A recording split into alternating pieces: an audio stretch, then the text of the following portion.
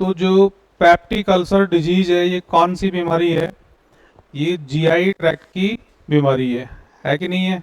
जो अपन ने डिस्कस किया था उसके बारे में अपन एक क्विक रिव्यू लेते हैं कि पेप्टिक अल्सर डिजीज जो है वो किसकी बीमारी है? जीआई ट्रैक्ट की बीमारी है। ठीक है, और इसको आप कंबाइंड तौर पे नाम देते हो पेप्टिक अल्सर डिजीज। क्या नाम देते हो? Peptic ulcer disease. और इसके अंदर जो एरिया इन्वॉल्व होते हैं वो कौन कौन से होते हैं? 3 जगह है। एक तो ईसोफेगस, कहाँ पे इन्वॉल्व होता है? ईसोफेगस। और दूसरा जो रीजन है वो कौन सा है? स्टमक। और तीसरा कौन सा है? ठीक है, ड्यूडेनम जो है वो तीसरा एरिया है। तो इस तरीके से इन तीनों जगह के ऊपर जब कंबाइंड तौर के ऊपर क्या बन जाते हैं? अल्सर बन जाते हैं। तो बीमारी को आप जो नाम देते हो कौन सा कहलाता है? पेप्टिक अल्सर डिजीज कहलाता है।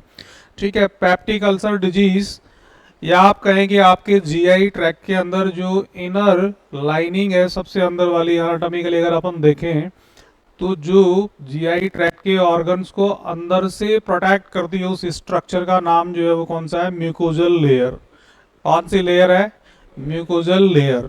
ठीक है, ये म्यूकोजल लेयर में जब कोई कैविटी बन जाती है, हॉलो या ट्यूब लाइक कोई स्ट्रक्चर का फॉर्मेशन हो जाता है, तो कंडीशन को जो नाम हम देंगे वो कौन सा कहलाएगा?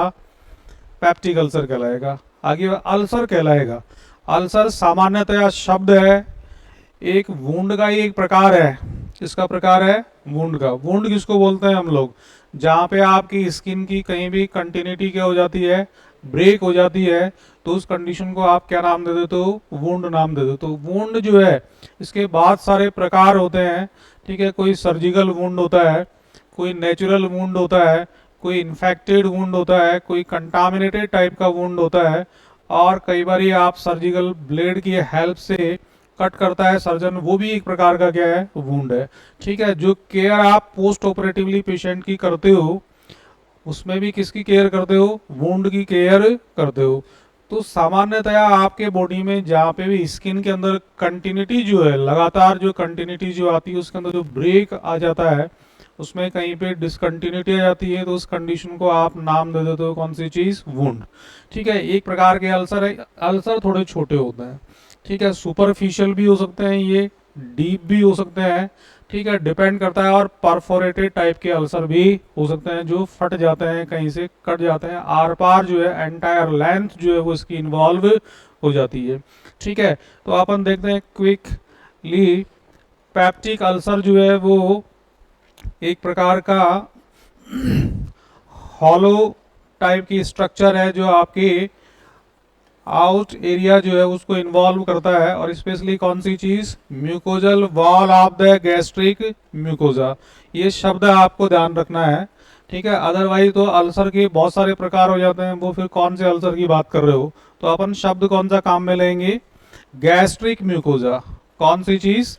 गैस्ट्रिक म्यूकोजा जब हट जाती है तो उस कंडीशन को आप नाम दे देते हो कौन सी चीज? अल्सर। और इसका इंसिडेंस अगर आप देखोगे तो ये 40 साल से लेकर के और 60 साल के बीच में क्या रहता है? फ्रीक्वेंसी थोड़ी सी कॉमन होती है। ठीक है, मैंने बताया था आपको जैसे कि ये कॉम्पिटिटिव एग्जाम्स के एरिए का चॉइस का क्वेश्चन बनता है। अगर कोई एग्जामिनर अच्छा क्वेश्चन ढूंढने की कोशिश करता है, आजकल के एग्जाम्स तो क्या हो गए, बच्चे को किस तरीके से रोका जाए इस प्रकार के हो गए, है कि नहीं है? उसमें जो क्वेश्चन है बहुत डेप्थ में जाकर के पूछ लिए जाते हैं। और नया आजकल का जो जॉन चल गया वो कौन सा है? Practical oriented. ठीक है, आजकल लैब्स भी इस प्रकार की, सिलेबस भी आपका रिवाइज हो गया। अभी आप जो पहले कर चुके हो वो तो क्या है, जो ईयर सिस्टम के द्वारा है वो 4 साल में 4। अभी जो जूनियर बैच अभी जो आया है 2022-23 में, इसमें सेमेस्टर सिस्टम लागू हो गया। इस सेमेस्टर सिस्टम के अंदर भी प्रैक्टिकल और लेबोरेटरी को बहुत ज़्यादा वेटेज दिया गया है। ठीक है, एक नए प्रकार की लेबोरेटरी भी आजकल एस्टेब्लिश की गई है जिसको स्किल लैब बोला जाता है। कौन सी लैब? स्किल लैब, जिसके अंदर बच्चों को, और बड़े इंस्टीट्यूशंस तो एम्स लाइक इंस्टीट्यूशंस जो हैं उनमें तो आप उनका बजट जो है वो करोड़ों रुपए के अंदर है। इस प्रकार की डमीज तो देखने को भी नहीं मिलती हैं वहाँ पे जो है वो। ठीक है, पर फिर भी हम लोग जो हैं किसके माध्यम से पढ़ेंगे? हम तो जो चीज़, हॉस्पिटल आपका सबसे बेस्ट प्लेस है प्रैक्टिकल का। बच्चा अगर सही तरीके से उसको यूटिलाइज करे ना, ट्रेनिंग पीरियड जो होता है, अब जो चले गए जो आ गए उनके बारे में कह नहीं सकता, लेकिन नए बच्चे जो जिनका हॉस्पिटल ज्वाइन करने का चांस मिल रहा है, तो उन लोगों को क्या करना चाहिए? हॉस्पिटल की चीज़ों से बहुत अच्छे से ओरिएंटेड होना चाहिए, मेरा ये मानना है। एक चीज़ और, अभी रिसेंट डेज में पहले हम स्टाफ ढूंढा करते थे हॉस्पिटल्स में, मिलता नहीं था। ठीक है, अभी थोड़ा सिनेरियो चेंज हुआ है। कल ही मेरी मीटिंग थी, उसमें मैं बैठा हुआ था, तो वहाँ पे अभी नॉर्थ सेट के बाद में अचानक रिज्यूमे जो है वो ज़्यादा बढ़ने लग गए। कारण क्या था कि सारे हॉस्पिटल के क्वेश्चन ही पूछे गए थे उसमें। तो बच्चे बोल रहे हैं साहब हम जिस जगह देखे ही नहीं है, जहाँ हमने काम ही नहीं किया, हम जवाब कहाँ से दें? और बात भी सही है। ठीक है, आपका क्वेश्चन, आपका एरिया जो है वो है कौन सा? आपका एरिया हॉस्पिटल में। आपके क्वेश्चंस बनेंगे कहाँ पे? इमरजेंसी डिपार्टमेंट में बनेगा, कैजुअलिटी में बनेगा, आईसीयू के अंदर बनेगा, आईसीयू की विशेष ऑपरेशन थिएटर्स में से क्वेश्चन बनेंगे, डायलिसिस सेक्शन के अंदर से। बाकी जनरल वार्डों के अंदर तो आपको जो थियरी वाली चीज़ें मिलती हैं वो मिल ही जाती हैं। तो ये चीज़ आपको माइंड में रखनी है। क्वेश्चंस का लेवल जो है उसी प्रकार का हो गया है। अभी अपन इसमें जितने भी प्रैक्टिकल ओरिएंटेड इसमें क्वेश्चन बनेंगे वो मैं आपको आज बताऊंगा, और लास्ट क्लास तक अपन इन चीज़ों को क्या करेंगे, डिस्कस करेंगे, तो आपको पता लगेगा कि हाँ कौन कौन सी चीज़ है। तो गैस्ट्रिक म्यूकोसा जब हट जाती है, कारण क्या हो सकता है? कोई भी कारण हो सकता है, अपन देखेंगे वो कौन कौन से कॉजेज हो सकते हैं। नेक्स्ट आइए, इसकी लोकेशन जो है वो कहाँ पे होती है? देखिए, लोकेशन जो है 3 जगह के ऊपर है, ड्यूडिनम वाले रीजन के ऊपर। ठीक है, लोअर इसोफेजियल स्पिंक्टर, ठीक है, और lesser curvature of stomach. Stomach की एनाटॉमी को अगर आप देखोगे तो ये एक जे शेप स्ट्रक्चर है, जो आपको दिखाई दे रही है कि नहीं दिखाई दे रही है? इंग्लिश का जे कैसे होता है? यूं होता है कि नहीं है? इस प्रकार का आपका स्टमक है, और स्टमक का ये वाला इसोफेजियल और स्टमक का जंक्शन है कि नहीं? ये जोड़ है। दूसरा ये कार्डियक स्पिंक्टर कहलाता है। दूसरा बॉडी फंडस, लेजर कर्वेचर और ग्रेटर कर्वेचर और पाइलोरस एंड जो है वही स्टमक का पार्ट है। ठीक है, तो अगर ये एमसीक्यूज का क्वेश्चन जो है बनेगा वो किस प्रकार से बनेगा? यहाँ पे इसोफेजियल अल्सर्स की लोकेशन कहाँ पे होती है? तो आपका जवाब कौन सा होगा? लोअर इसोफेजियल रीजन, या आपके जो स्पिंक्टर है उस वाले रीजन के ऊपर अल्सर जो है वो आपको मिलेगा इसोफेगस के अंदर। ठीक है, ऐसा नहीं है, इसोफेजियल अल्सर भी पैप्टिक अल्सर का एक प्रकार है, ध्यान रखना।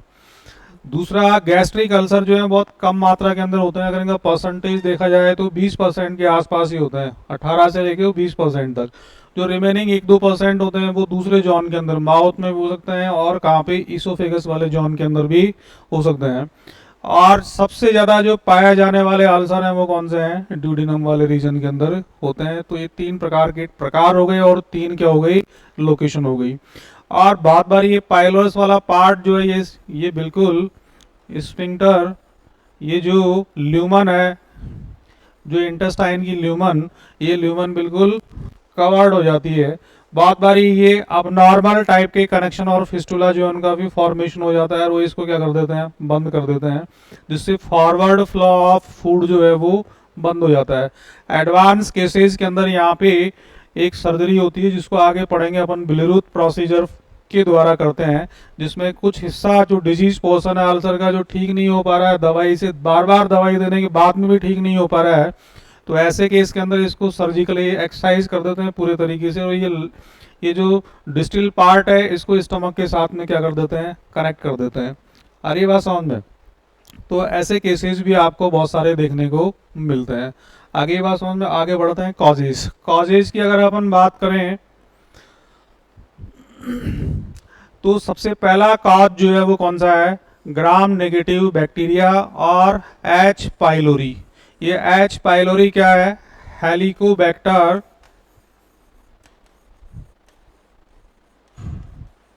पाइलोरी। ठीक है, ये ऑर्गेनिज्म का नाम है और ये बहुत बारी कॉम्पिटिटिव एग्जाम के अंदर पूछा हुआ क्वेश्चन है कि कौन सा ऑर्गेनिज्म जो है वो पेप्टिक अल्सरेशन के लिए रिस्पॉन्सिबल है, जिम्मेदार है। आपका जवाब कौन सा होगा? Helicobacter pylori. ठीक है, इसकी जो क्रिटिकल मैकेनिज्म में जाएंगे तो जो पैथोलॉजिकल पोर्शन है उसके अंदर यूरिया की जो मेटाबॉलिज्म होती है, ठीक उसी तरीके से ये मेटाबॉलिक एक्टिविटीज परफॉर्म करता है और म्यूकोजल लाइनिंग को क्या कर देता है? डैमेज कर देता है। ठीक है, तो कभी कभी जो पेशेंट है इसके अंदर ब्रीथ यूरिया टेस्ट परफॉर्म किया जाता है। कौन सा? ब्रीथ और यूरिया टेस्ट। ठीक है, यूरिया टेस्ट जो है उसमें आप कहेंगे स्मेल जो है, स्मेल से रिलेटेड है। ये किससे रिलेटेड है? स्मेल से रिलेटेड है। आप अगर यूरिनल्स में जाएंगे, पेशाब करने जाएंगे, तो आपको उसमें एक अजब प्रकार की क्या आएगी? स्मेल आएगी, है कि नहीं है? और वो कौन सी है? कौन सी स्मेल कहलाती है? वो यूरिया की स्मेल, जिसको आप नाम देते हो। बहुत सारे पेशेंट्स में पहले के टाइम में जो डॉक्टर्स हुआ करते थे, क्लिनिशियंस हुआ करते थे, बड़े इंटेलिजेंट ऑब्जर्वर्स होते थे। ऐसा नहीं है कि आजकल नहीं है, आजकल तो टेक्नोलॉजी और ज़्यादा एडवांस हो गई। ठीक है, तो वो क्या करते थे, मरीज जैसे ही हॉस्पिटल में, बहुत सारे न्यूरोलॉजिकल डॉक्टर्स तो वर्ल्ड फेमस या एसएमएस में भी हुए हैं अपने यहाँ से। जब मरीज चलता हुआ आता था ना, जैसे वॉक करता हुआ, कमरे के अंदर एंटर हुआ नहीं कि एंटर होने के साथ में ही पता लग जाता था कि मरीज को कौन सी। और कई बारी तो वहाँ काम करने वाले लोग जो है डिस्क्राइब करते हैं कि मरीज जब चलता हुआ आता था ना, उसकी चाल को देख करके वो डॉक्टर दवाई लिख देता था पूरी, और फिर उसकी हिस्ट्री पूछता था कि हाँ चल बता अब क्या है। वो पन्ना फाड़ के पकड़ा देते थे, वही बीमारी और वही डायग्नोसिस होते थे। तो ये एक इंटेलिजेंट क्लिनिशियन जो होता है उसका क्या है? एक इंटेलिजेंट ऑब्जर्वेशन कहलाता है। ये कौन सा ऑब्जर्वेशन होता है? Intelligent observation. मरीज की स्किन को सूंघ करके पता लग जाता कि कीटो एसिडोसिस है, भाई डायबिटीज का बहुत ज़्यादा कॉम्प्लिकेशन हो गया है। एसीटॉन या एप्पल्स जैसी स्मेल आती थी। ठीक है, रीनल फेलियर का मरीज जो है, क्रॉनिकली रीनल फेलियर का मरीज जैसे आएगा उसमें भी बदबू जो आएगी वो कैसी आएगी? यूरिया जैसी। ठीक है, तो ये भी एक पूछा हुआ क्वेश्चन है कि ब्रेथ यूरिया टेस्ट जो है वो कौन से बीमारी के अंदर किया जाता है। बच्चा सामान्यतः कंफ्यूज हो जाता है कि यूरिया तो यूरिन से रिलेटेड है, तो उसमें अगर कहीं ऑप्शन किडनी का आ गया या रीनल बीमारी आ गई तो वो उसी को टिक करके जाता है। ऐसा नहीं है। ब्रेथ यूरिया टेस्ट जो है वो हेलिकोबैक्टर पाइलोरी ऑर्गेनिज्म को देखने के लिए किया जाता है। आगे बात समझो, 2 क्वेश्चन तुम्हारे यहाँ पे हो गए। तीसरा आइए, जो excessive secretions of HCl in the stomach. Stomach के अंदर किस चीज का सिक्रेशन होना? HCl का ज्यादा मात्रा के अंदर सिक्रेशन होना रिस्पॉन्सिबल है। ये एक प्रकार का एसिड है। एसिड्स की अगर अपन व्याख्या करें तो ये कैसे होते हैं? तीखे होते हैं। कैसे होते हैं? तीखे होते हैं। बर्निंग इफेक्ट जो है वो बॉडी के ऊपर क्या करते हैं? प्रोड्यूस करते हैं। तो सामान्यतया ये एसिड कब सिक्रेट होता है? माइन्यूट अमाउंट के अंदर आपके स्टमक में प्रेजेंट होता है एनी टाइम, लेकिन जो आपके गैस्ट्रिक जूसेज होते हैं उनकी मैकेनिज्म भी एसिडिक मीडियम के अंदर होती हैं। स्टमक वाले जितने भी हैं, जितने भी जो आपके डाइजेस्टिव जूसेज हैं सिक्रेट होते हैं, वो कौन से मीडियम में काम करते हैं? स्टमक में एसिडिक मीडियम के अंदर काम करते हैं। तो खाने से पहले भी इसका सिक्रेशन जो है वो पर्याप्त मात्रा के अंदर होता है, जो कि बिल्कुल जरूरी है, इसके बिना काम नहीं चलेगा। ठीक है, एक कंडीशन होती है अक्लॉरहाइड्रिया। कौन सी? अक्लॉरहाइड्रिया जो कंडीशन कहलाती है जहाँ पे एसिड सिक्रेशन क्या हो जाए? कम हो जाए। क्या हो जाए? एसिड सिक्रेशन अगर कम हो जाता है उसको अक्लॉरहाइड्रिया जो है वो कंडीशन नाम दे दी जाती है। तो ऐसा नहीं है, वो भी बीमारी है, अगर कम मात्रा के अंदर होगा तो भी गड़बड़ हो जाएगी।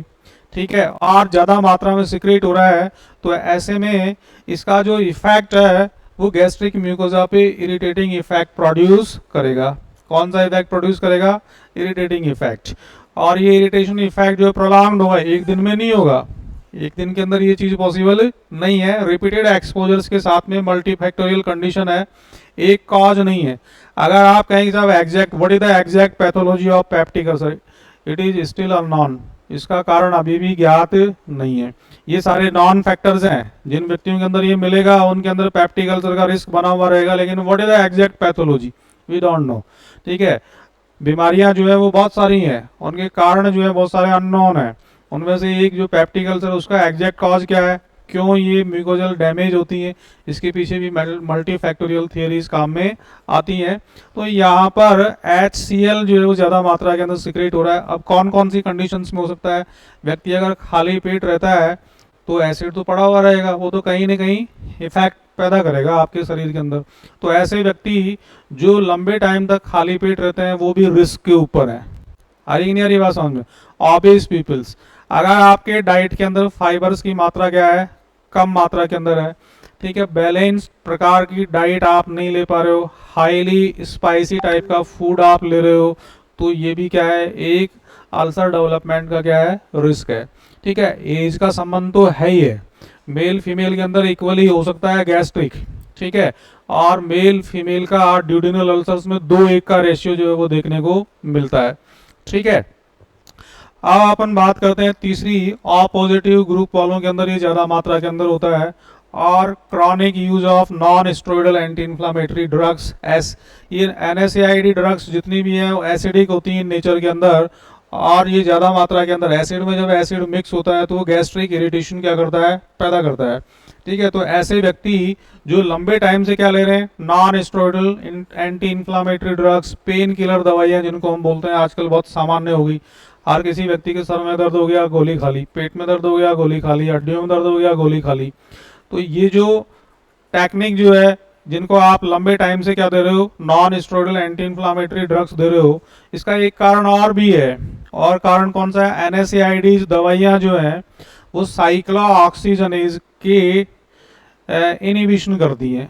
किसका इनिबिशन करती हैं, साइक्लोऑक्सीजनेज, कॉक्स इनिबिटर्स होती हैं पेन किलर। ठीक है, और प्रोस्टाग्लैंडिन्स को भी बनने से क्या करती हैं, बंद करती हैं। अरे बात समझ में? ये दर्द की दवाइयाँ आप काम किस तरीके से करती हैं, जहाँ चोट लगती है उस जगह के ऊपर प्रोस्टाग्लैंडिन्स रिलीज होते हैं, और ये प्रोस्टाग्लैंडिन्स जो है वो आपके नर्व एंडिंग्स को स्टिमुलेट करते हैं, जिसके कारण दर्द होता है व्यक्ति के। अरे बात समझ में? तो दर्द को कम करने के लिए क्या करना पड़ता है, उन प्रोस्टाग्लैंडिन्स का बनना कम हो जाए। ठीक है, प्रोस्टाग्लैंडिन्स के बनने के लिए साइक्लोऑक्सीजनेज एंजाइम चाहिए। ठीक है, वो साइक्लोऑक्सीजनेज को नॉन स्टेरॉइडल एंटी इन्फ्लामेटरी दवाइयाँ क्या कर देती हैं, ब्लॉक कर देती हैं, तो प्रोस्टाग्लैंडिन्स कम मात्रा के अंदर बनते हैं। तो जो ये हीलिंग मैकेनिज्म है, वो हीलिंग मैकेनिज्म भी क्या हो जाती है, कम हो जाती है। तो इसका परिणाम आपको किस रूप में मिल सकता है, गैस्ट्रिक म्यूकोजल इरिटेशन, और that can damage your mucosal layer. दूसरा जो आता है अल्कोहल इंजेशन, अल्कोहल जो है ये भी एक इरिटेटिंग टाइप का सब्सटेंस है, स्टिमुलेंट भी है। कौन सी चीज, स्टिमुलेंट भी है और इरिटेटिंग भी है, दोनों चीजें हैं। स्टिमुलेंट किस तरीके से, अल्कोहल अगर मॉडरेट अमाउंट के अंदर किसी को दिया जाए तो वो दवाई की तरह भी काम करता है। जैसे कुछ कंट्रीज के अंदर, कुछ रिलीजियन के अंदर भी वाइन जो है वो अलाउड है। ठीक है, और वो क्या करते हैं, खाने से पहले भी उनको सर्व की जाती है। जैसे आपके यहाँ पे क्या होता है, सूप होता है कि नहीं है, सूप एक स्टिमुलेंट है, ठीक है, ये अल्कोहल भी अलाउड है उनमें। लेकिन ये तो नेचर तो इसका क्या है, अल्कोहल का नेचर कैसा है, एडिक्टिव है कि नहीं है। व्यक्ति जो है वो एडिक्शन के अंदर आ जाता है, क्योंकि इंटॉलरेंस भी पैदा करता है, यूफोरिया भी प्रोड्यूस करता है। ठीक है, माइल्ड सेंसेशन भी, जो रिलैक्सेशन भी प्रोड्यूस करता है। तो व्यक्ति जो है इसका एडिक्ट होने के चांसेस क्या होते हैं, ज़्यादा होते हैं। तो इसमें इसका रोल क्या है कि साहब पेप्टिक अल्सर बन गए, तो पेप्टिक अल्सर्स में अल्कोहल जो है वो स्टिमुलेंट की तरह काम करता है। अगेन फिर ये HCl ज़्यादा मात्रा के अंदर क्या होता है, सिक्रेट होता है। ठीक है, और अगर अल्कोहलिक कोई व्यक्ति है और खाने पीने से संबंधित चीज़ें वो प्रॉपर तरीके से नहीं ले पा रहा है, तो भी पेप्टिक अल्सर अगेन बनने के चांसेस बढ़ेंगे उनके अंदर। मैं ऑलरेडी बता चुका हूँ कि एग्जैक्ट पैथोलॉजी क्या है इसकी, अननोन है। स्मोकिंग के केसेस के अंदर भी लोअर इसोफेजियल स्फिंक्टर जो है उसके ऊपर दबाव कम मात्रा के अंदर, तो उसका टाइट जो होता है ना, वो टाइट प्रॉपर तरीके से नहीं होता है। तो GERD एक बीमारी है, गैस्ट्रो इसोफेजियल रिफ्लैक्स डिजीज, जिसमें गैस्ट्रिक कंटेंट जो है वो रिगर्जिटेट होकर के पीछे की ओर फ्लो हो जाते हैं। तो उस कंडीशन को भी आप क्या नाम दे देते हो, GERD। और GERD का कारण जो है वो स्मोकिंग की वजह। तो स्मोकिंग क्या करता है, एक तरीके से रिलैक्स करता है उसको। नेक्स्ट पे आइए, इनको हेलिकोबैक्टर पाइलोरी जो है वो ऐसा क्या करता है पेप्टिक अल्सरेशन के अंदर कि पेप्टिक अल्सर जो है वो डेवलप हो जाते हैं। ये देखिए, ये हेलिकोबैक्टर पाइलोरी ऑर्गेनिज्म जो है वो ये म्यूकोजा को क्या कर रहा है, डैमेज कर रहा है। ठीक है, पहली कंडीशन के अंदर bacteria colonise in the stomach. Colonisation का मीनिंग क्या होता है, ऑर्गेनिज्म जब भी आपके शरीर में प्रवेश करेगा तो वो कम मात्रा के अंदर होता है भैया, है कि नहीं है। लेकिन ऑर्गेनिज्म की एक नेचर है कि जैसे ही वो एंटर होता है, एंटर होने के बाद में मल्टीप्लिकेशन करता है। वो मल्टीप्लिकेशन से मीनिंग क्या है, अपनी संख्या में वृद्धि करता है। बीमारियां ऐसे ही तो होती हैं। और जैसे ऑर्गेनिज्म आपके बॉडी में एंटर होता है और बीमारी के साइन सिम्टम्स जब तक अपीयर नहीं होते हैं, उस पीरियड को हम क्या नाम दे देते हैं, इंक्यूबेशन पीरियड बोलते हैं। हर बीमारी के अंदर इंक्यूबेशन पीरियड जो है वो अलग अलग होता है कि नहीं है। आपने कोविड में खूब सुना है इसके बारे में, है कि नहीं है। कोविड में क्वारंटाइन किया कि नहीं किया, किसी के साथ टच में आ गया, किसी के कांटेक्ट में आ गया तो उठा के उसको 14 दिन के लिए कमरे में पटक दिया। क्यों? क्योंकि 14 दिन में सारी उसका साइकिल वाइकिल पूरा हो लेता था। ठीक है, उसकी बीमारी आएगी कि नहीं आएगी ये कंफर्म हो जाता था। अगर वो पॉजिटिव आ गया तो फिर उसको फर्दर वहीं रोक करके जब तक नेगेटिव ना आ जाए, तो ये प्रोग्राम तो चल रहा था। इंक्यूबेशन पीरियड जो है, इंक्यूबेशन के पीरियड में यही तो होता है, ऑर्गेनिज्म जो आपके बॉडी के अंदर एंटर हुआ था वो अपनी संख्या में क्या कर रहा है, वृद्धि कर रहा है। और इसी को आपने क्या नाम दे दिया, कॉलोनाइजेशन। इस दौरान आपकी इम्यूनिटी का भी ग्रेट रोल है। आपके शरीर के अंदर अगर इम्यूनिटी अच्छी है तो उस ऑर्गेनिज्म को नष्ट करके बॉडी के बाहर उसको बढ़ने नहीं देगी। वो आपके बॉडी के अंदर उसको बढ़ने नहीं देगी और व्यक्ति जो है वो नॉर्मल हो जाएगा। ऑर्गेनिज्म तो एंटर हुआ था लेकिन उस ऑर्गेनिज्म को आपकी इम्यूनिटी की वजह से क्या हो गया, वो नष्ट हो गया।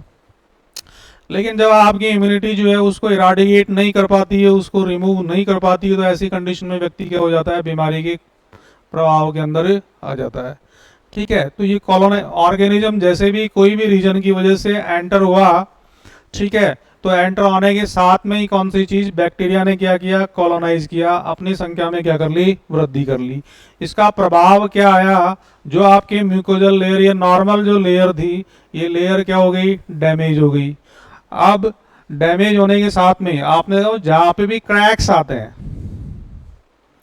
है कि नहीं, मटके में क्रैक आ गया तो पानी वहीं से निकलेगा धीरे धीरे, फिर वो क्रैक जो है वो क्या हो जाएगा, बड़ा हो जाएगा, है कि नहीं है। ये तो सिंपल सी चीज है। रोड में जहाँ पे पहले छोटा खड्डा होता है उसी जगह वो खड्डा क्या हो जाता है, बड़ा हो जाता है। तो जहाँ पे म्यूकोजल लेयर नष्ट हुई है, डैमेज हुई है, जिस जॉन के अंदर वो खत्म हुई है, वहां से धीरे धीरे आपके एसिड जो है वो कांटेक्ट में आ जाता है। एसिड कांटेक्ट में आते ही ये घाव बन गया भाई। यहाँ पे अब ये जो रेड रेड आपको दिखाई दे रहा है ये क्या है, घाव बन गया। आगे ये बात समझ में। तो म्यूकोजा की पूरी लेयर थी, उस लेयर में ऑर्गेनिज्म ने कॉलोनाइज किया, कॉलोनाइज करने के बाद में म्यूकोजल लेयर को डैमेज कर दिया, और डैमेज करने के साथ में कौन सी चीज, एसिड या गैस्ट्रिक जूस जो आपके बॉडी में प्रेजेंट है, उन्होंने इसको क्या कर दिया, फर्दर डैमेज कर दिया। अब धीरे धीरे ये जो जितना भी मस्कुलर लेयर है और जो सब म्यूकोजा लेयर है ये भी इसके प्रभाव में आ जाएगी। आ रही कि नहीं आ रही समझ में। ठीक है, इस तरीके से हेलिकोबैक्टर पाइलोरी जो है वो क्या कर देता है, म्यूकोजा को नष्ट कर देता है। इसकी दूसरी चीज अगर अपन देखेंगे, स्मोकिंग का रोल क्या है, what is the role of smoking in case of peptic ulcer. ये एक एक लाइन, एक एक एमसीक्यू का जवाब है। ध्यान रखना, जो मैं आपको ये चीज दे रहा हूं ये बहुत सारी स्टैंडर्ड और इंटरनेशनल लेवल की जो चीजें हैं ना उनका कॉम्बिनेशन है, उसमें से एक्सट्रैक्ट किया हुआ है कि नहीं। एक तो आप अदरक खाओ पूरी की पूरी, है कि नहीं है, और अदरक में जो रस आए ना उससे आपको क्या फायदा मिल रहा है, तो आपको इतनी चबानी पड़ रही है तो इतना सा रस आया उसमें, है कि नहीं है। इतना बड़ा गन्ना खाया और इतना सा रस आया उसके अंदर, है कि नहीं है। लेकिन आपको पूरा पूरा एक्सट्रैक्ट मिल जाए तो मेहनत जो है वो क्या हो गई, बच गई। आपको कौन सी चीज कहाँ ढूंढनी है ये ढूंढने की आवश्यकता आपको अब नहीं पड़ेगी। तो जो मेरे नोट्स की ये खास बात है कि इसकी हर लाइन जो है ना वो एक एमसीक्यू का क्या है, जवाब है। आप ये देख लेना ये, ठीक है। पुराने जितने भी जो लोग हैं ना, जो पढ़ करके गए हैं, पूरी मेडिकल सर्जिकल सिर्फ और सिर्फ 60 या 70 पेजेस के अंदर इकट्ठी करी हुई है आपके दोनों। और उसकी हर लाइन जो है वो मैं यहाँ पे क्लास में आपको, जो बच्चा सीधा पढ़ेगा तो उसको एक लाइन के तौर पे मिलेगी, वो उसको एक्सप्लेन करने में बच्चे को थोड़ी सी क्या आएगी, दिक्कत आएगी, उसको समझने में दिक्कत आएगी। लेकिन यहाँ पे मैं आपको बता रहा हूँ, तो ये आप पक्की मान करके चलना कि आज जो मैं क्लास में कह रहा हूँ ना, जब आप सितंबर में जब एग्ज़ाम दो तो मेरे को बताना फिर आकर के कि हाँ सर ने जो बात कही थी वो सही थी या गलत थी। ये मेरे पिछले 18 सालों का एक्सपीरियंस है जो मैं आपको बता रहा हूँ। Smoking reduces the lower oesophageal sphincter pressure, ये आपका जवाब है कि साहब स्मोकिंग के अंदर ऐसा क्या होता है कि व्यक्ति के अल्सर डेवलप हो जाता है। तो पहला कौन सा, लोअर इसोफेजियल, कौन सा, लोअर इसोफेजियल स्फिंक्टर जो है, कौन सा sphincter, lower oesophageal sphincter, oesophagus का लोअर पार्ट जो आपको कनेक्ट करता है कौन सी चीज से, बोलो तो सही, इसोफेगस किसको कनेक्ट करता है, स्टमक को कनेक्ट करता है। तो उस वाले पोर्शन का जो स्फिंक्टर है उसी को, ठीक है। और ये जो एलियस है, लोअर इसोफेजियल स्फिंक्टर है, protective closure to the keep acid in the stomach out of oesophagus. जब ये खुल जाएगा, जब ये इसोफेजियल स्फिंक्टर खुल जाएगा तो जो एसिड कहाँ होना चाहिए था, स्टमक में ही रहना चाहिए था, उसकी लिमिट है वहीं तक, और वो बैक फ्लो होकर के कहाँ पे आ गया, इसोफेगस के अंदर आ गया। और फ्रिक्वेंटली ऐसा आ रहा है तो वो इसोफेगस को भी इन्फ्लेम्ड कर देगा, और इस बीमारी को आप नाम दे देंगे इसोफेजाइटिस। क्या नाम दे दोगे, इसोफेजाइटिस नाम दे दोगे। और ये इसोफेजाइटिस जो है, इसोफेगस का एक चीज और है, आपके हार्ट के पीछे की ओर है। कहाँ पे है, आपके हार्ट के पीछे की ओर है। और ये बर्निंग सेंसेशन हार्ट की लेयर्स को टच करता है कि नहीं है इसोफेगस। तो जो इन्फ्लामेशन आपके कहाँ पर हो रही है, कौन से जोन के अंदर हो रही है भाई, इसोफेगस में जो हो रही है इन्फ्लामेशन, वो फील होती है कहाँ पे, हार्ट के अंदर, ठीक है। तो मरीज डिस्क्राइब करता है कि हार्ट बर्न हो रहा है, जबकि आप अगर पूरी कार्डियोलॉजी पढ़ोगे तो उसमें कोई वर्ड ऐसा नहीं आएगा कि हार्ट बर्न। ये पायरोसिस की जो कंडीशन है, हार्ट बर्न की जो कंडीशन है, इसके पीछे रिस्पॉन्सिबल कौन सी चीज है, gastro oesophageal reflex disease, backward flow of acid जो है इसका मेन कॉज है, ठीक है। और ये जब खुल जाता है तो यही कारण बनेगा कौन सी चीज का, पेप्टिक अल्सरेशन का, ठीक है। एक प्रकार और आता है अल्सर्स का, ये अभी अभी रिसेंट में पूछा हुआ क्वेश्चन है भाई, जिसने अगर टेस्ट दिया हो तो उसको मालूम होगा। जोलिंगर एलिसन सिंड्रोम, सिंड्रोम शब्द जब आता है प्रयोग में, जब हम लेते हैं तो वो बहुत सारे क्लिनिकल मैनिफेस्टेशंस का एक ग्रुप होता है, ठीक है। और उस ग्रुप के अंदर भी क्या है, स्पेसिफिक चीजें जो है वो डिनोट होती हैं। तो हम शब्द काम में ले लेते हैं कौन सा, सिंड्रोम। तो जोलिंगर एलिसन सिंड्रोम जो है सीवियर टाइप के क्या है, अल्सर्स हैं। कौन से प्रकार के अल्सर्स हैं, सीवियर टाइप के अल्सर्स हैं, या आप कहेंगे बिनाइन और मैलिग्नेंट टाइप की ट्यूमर्स ऑफ पैंक्रियाज जो हैं, ये ज़्यादा मात्रा में गैस्ट्रिक एसिड सिक्रेट करवाती हैं। और इसका परिणाम क्या मिलता है, hyper acidity, severe peptic ulcer और एक्सट्रीम गैस्ट्रिक हाइपर एसिडिटी। ये सारे के सारे सिम्टम्स अगर मिलेंगे एक मरीज के अंदर तो उस बीमारी को आप नाम दे दोगे कौन सी चीज, जोलिंगर एलिसन सिंड्रोम। आ रही नहीं आ रही बात समझ में, कौन सा है जोलिंगर एलिसन सिंड्रोम, एक प्रकार का हाइपर एसिडिटी, बहुत ज्यादा मात्रा के अंदर क्या सिक्रेट होना, HCl सिक्रेट होना। और दूसरी कौन सी चीज हो रही है, सीवियर टाइप के अल्सर्स डेवलप हो रहे हैं, हाइपर एसिडिटी डेवलप हो रही है, ठीक है। और ये कौन सी प्रॉब्लम्स का परिणाम है, पैंक्रियाज की जो बिनाइन या मैलिग्नेंट टाइप की जो ट्यूमर्स होती हैं। ट्यूमर किसको बोलते हैं, अब नॉर्मल टाइप की ग्रोथ अगर आपके बॉडी में कहीं होती है तो वो रिजल्ट मिलता है ट्यूमर के तौर पे। किसके तौर पे मिलता है? ट्यूमर के तौर पे, जब आपकी ग्रोथ कैसी हो जाए? अब नॉर्मल हो जाए, जो नॉर्मल ना हो। ठीक है, तो ये अबनॉर्मल ग्रोथ दो प्रकार की ट्यूमर्स बॉडी के अंदर जनरेट कर सकती है। और कौन कौन सी ट्यूमर हो गई ये? एक तो हो गई बेनाइन, और दूसरी कौन सी हो गई? मैलिग्नेंट। ये भी आपके इसमें भी बहुत सारे एमसीक्यूज बनते हैं। ठीक है, बेनाइन ट्यूमर से रिलेटेड और से मैलिग्नेंट ट्यूमर से रिलेटेड, वो आपको बाद में बताऊंगा, लेकिन सुपरफिशियली मैं बता देता हूं। बेनाइन ट्यूमर्स जो है, बेनाइन ट्यूमर्स जो है वो नॉन कैंसरस होती हैं। कैसी होती हैं? नॉन कैंसरस होती हैं। और मैलिग्नेंट ट्यूमर जो होती हैं वो कैसी होती हैं? कैंसरस। कहने का मतलब कैंसर वाली। कैंसर किसको बोलते हैं? जब आपकी ग्रोथ जो है वो लिमिट के बाहर हो जाए। किसके बाहर हो जाए? लिमिट के बाहर हो जाए। ग्रोथ की जरूरत नहीं है शरीर के अंदर, फिर भी ग्रोथ हो रही है, तो आप उसको क्या बोलोगे? कैंसर बोलोगे।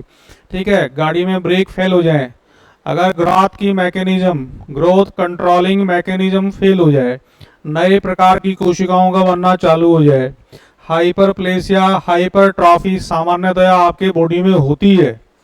कोशिकाओं की संख्या भी बढ़ती है, कोशिका अपनी साइज में भी बढ़ती है, लेकिन हाइपरप्लेसिया और हाइपरट्रॉफी कंट्रोल के बाहर हो जाए, मेटाप्लेसिया, नए प्रकार के टिश्यूज उसको रिप्लेस करना चालू कर दें, इनिशिएशन, प्रमोशन और प्रोग्रेशन चालू हो जाए, तो ये कारण बन जाता है किसका? कैंसर का। ठीक है, ये पहला अंतर है। दूसरा, बिनाइन ट्यूमर्स के अंदर क्या होता है?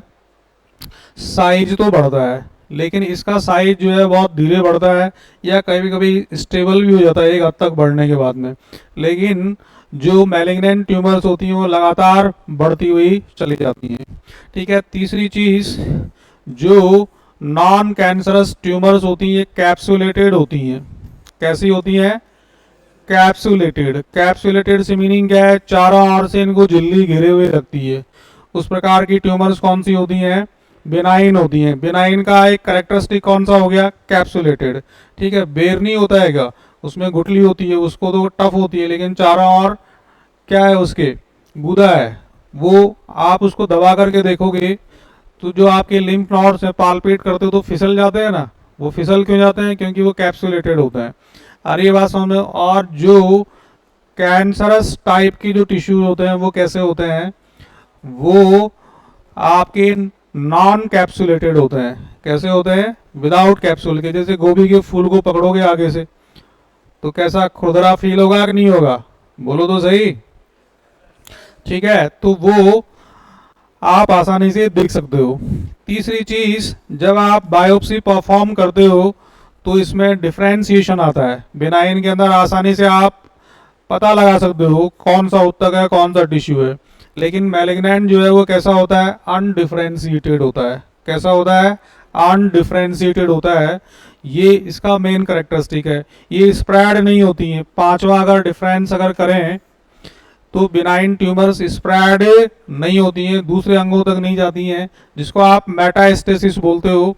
कैंसर वाली ट्यूमर्स के अंदर क्या होता है? मेटास्टेसिस होता है, वो स्प्रेड होती है एक जगह से दूसरी जगह तक। इसमें सामान्यतया एंजियोजेनेसिस नहीं होता है। कैंसरस वाली ट्यूमर्स में एंजियोजेनेसिस होता है। एंजियोजेनेसिस मतलब ब्लड वेसल्स का फॉर्मेशन।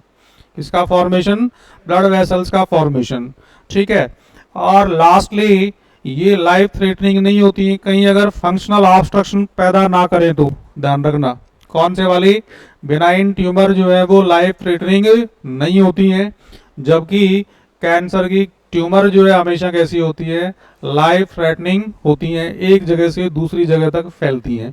ठीक है, तो ये था ट्यूमर्स के बारे में। ये जो बिनाइन या मैलिग्नेंट दोनों प्रकार की, कुछ केसेज में पहले बिनाइन बनती हैं, वो बिनाइन ही किस में कन्वर्ट हो जाती हैं? मैलिग्नेंट के अंदर कन्वर्ट हो जाती हैं। तो यहाँ पे ये चीज आपको देखने को मिलेगी। तो ये एमसीक्यू ध्यान रखना। जोलिंगर एलिसन सिंड्रोम जो है वो क्या है? एक प्रकार का अल्सर की सीवियर फॉर्म है, जिसमें बहुत ज्यादा मात्रा के अंदर क्या हो जाती है? एसिड का कलेक्शन हो जाता है। अगर इसकी पैथोफिजियोलॉजी देखें तो मैं बिल्कुल शॉर्ट में आपको बता रहा हूं। इसमें दो प्रकार के फैक्टर्स काम करते हैं। एक तो कौन सा है, डिफेंसिव फैक्टर्स, और दूसरा कौन सा है, अग्रेसिव फैक्टर्स। ठीक है, जैसे कोई व्यक्ति एच पाइलोरी से इन्फेक्टेड हो गया है कि नहीं है, लेकिन उस व्यक्ति की इम्यूनिटी जो है एनफ अमाउंट के अंदर स्ट्रांग है, और उस व्यक्ति की इम्यूनिटी का परिणाम ये निकला कि वो जो बैक्टीरिया था वो क्या हो गया, नष्ट हो गया। आ रही कि नहीं आ रही बात समझ में? वो बैक्टीरिया क्या हो गया, नष्ट हो गया। तो यहाँ पे आपके कौन से फैक्टर काम किया, defensive factor normally present in our GIT.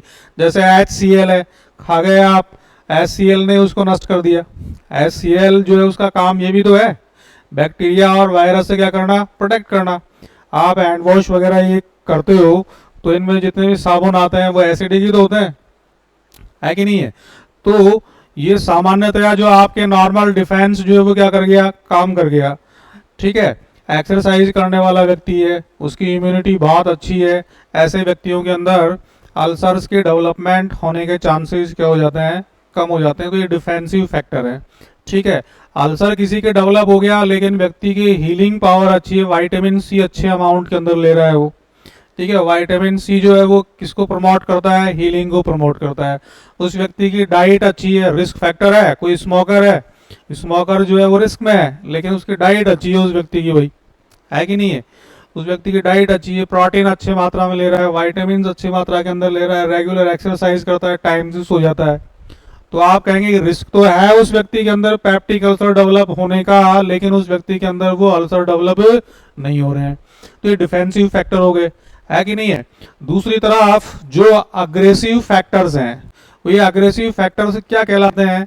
जैसे हम कहें कि साहब आग लग गई कहीं पे और आपने उसमें घी डाल दिया, है कि नहीं है?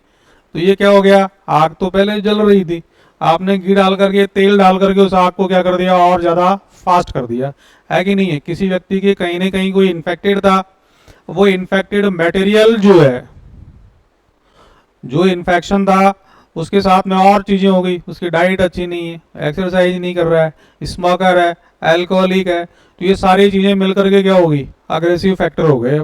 ठीक है, तो ये अग्रेसिव फैक्टर्स जो है normally present and some and acquired. Acquired कौन से होते हैं, जो बाहर से लिए जाते हैं, जैसे अल्कोहल ले लिया किसी ने, स्मोकिंग कर ली, अक्वायर्ड हो गया। ठीक है, इंक्रीज द अग्रेसिवनेस फैक्टर्स और decrease in the defence factor. इनका प्रेजेंस क्या है, इनकी प्रेजेंस, अग्रेसिव फैक्टर्स की प्रेजेंस जो है वो बीमारी की तीव्रता को बढ़ाएगी, ये ध्यान में रखो। और जो डिफेंसिव फैक्टर्स हैं वो बीमारी की इंटेंसिटी को क्या करेंगी, रिड्यूस करने की कोशिश करेंगी। ठीक है, तो ये डिफेंसिव जो चीजें हैं, फैक्टर्स हैं, वो बहुत सारे हो सकते हैं, मल्टीपल, सामान्यतः आपके बॉडी के अंदर। अग्रेसिव फैक्टर्स भी आपके बॉडी के अंदर होते हैं, जैसे किसी व्यक्ति को स्ट्रेस है, तो स्ट्रेस से जो कैटेकोलामाइन से उनका लेवल बढ़ रहा है, ठीक है, तो ऐसे में वो कौन सा फैक्टर की तरह काम करेगा भाई, वो अग्रेसिव फैक्टर की तरह क्या करेगा, काम करेगा।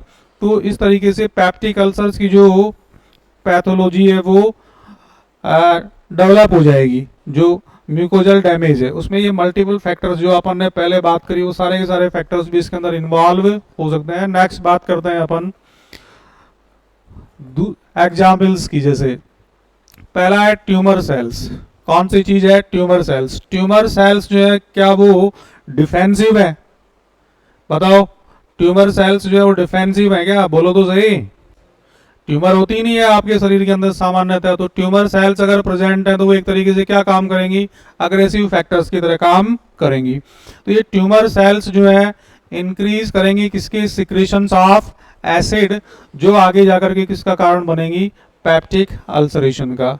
ठीक है, दूसरी अगर अपन बात करें, कोई व्यक्ति का कार एक्सीडेंट हो गया, एक्सीडेंट में भी अगर कोई व्यक्ति लंबे टाइम तक पड़ा हुआ रहता है, बेड के ऊपर लेटा हुआ रहता है, तो उस व्यक्ति के भी पेप्टिक अल्सर होने का रिस्क है, ध्यान रखना। आपने वार्ड में देखा होगा कि हर पेशेंट को जो भी दवाई देते हैं रेंटेक और रिगलान जो है वो दी जाती है। वो ये रेंटेक रिगलान क्यों दी जाती है, पेशेंट के प्रोफाइलैक्सिस के लिए। प्रोफाइलैक्सिस का मीनिंग होता है मरीज की बीमारी से उसको बचाने के लिए। किससे बचाने के लिए, पेशेंट को बीमारी से बचाने के लिए आप क्या दे देते हो, रेंटेक और रिगलान प्रिस्क्राइब कर दो। अरे बोलो तो सही, आ रहा है समझ में? कोई दिक्कत यहाँ तक? ठीक है, ये भाई जो चीज़ें हैं आपको कभी कभी कॉरिलेट करके भी देती हैं। आपके अप्लाइड चीज़ें जो आ रही हैं ना अभी, अप्लाइड का मीनिंग क्या होता है? अप्लाइड का मतलब यूज करना उसको, है कि नहीं है? जो फॉर्मूले हैं आपके, उन फॉर्मूलों को क्या करना? यूज करना।